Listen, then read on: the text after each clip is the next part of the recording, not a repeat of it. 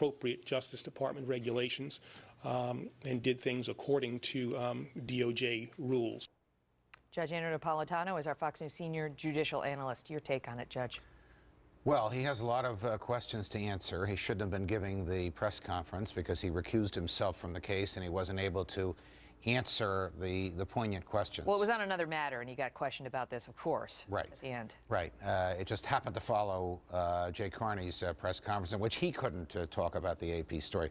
Look, the AP story, the government seizing phone records, cell records, home telephone records of reporters is a profound and direct assault on the First Amendment. This administration, like everybody who works for the government, like you and I when we became lawyers, took an oath to uphold the Constitution, which includes the First Amendment. There's only 3 ways they can get these records.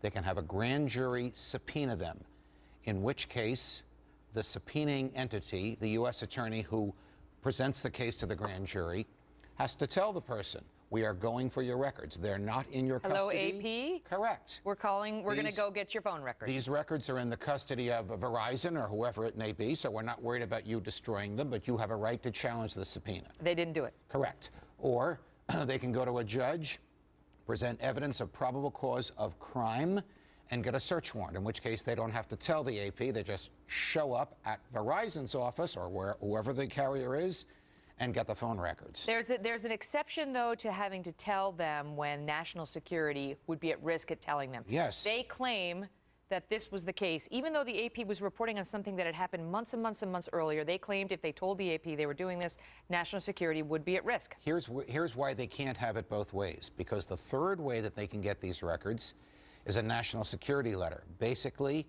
a federal agent writes a search warrant authorizing another federal agent to get the documents under the Patriot Act. In my view, and in view of many who observe this, and at least 6 federal judges, this is unconstitutional, but it is the law. When they do that, they have to certify that it is a matter of national security and they are investigating terrorism. They already told us this is a plain, old-fashioned crime of leaking. We got 30 seconds of the hard break, and we're doing the IRS story with Jay Sekulow and a targeted person next. I want to get to that. So quickly, overbroad, cast too wide a net.